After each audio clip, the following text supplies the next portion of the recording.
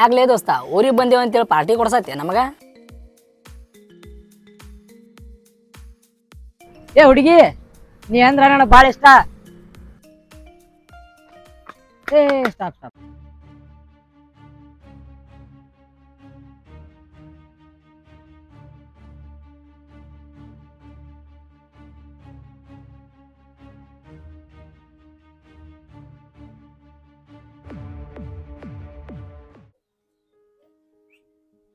ಲೇ ನನಗೆ ಯಾಕೋ ಮಂಜು ಏನೋ ತೊಂದರೆ ಒಳಗೆ ಸಿಕ್ಕೊಂಡ ಅನ್ಸುತ್ತೆ.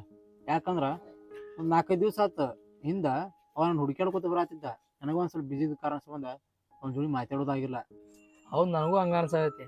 ಅವ ಯಾರಿಗೆ ಹೇಳಾರ ಕೇಳ್ದ ಎಲ್ಲಿಗೆ ಹೋದವನ ಅಲ್ಲವ.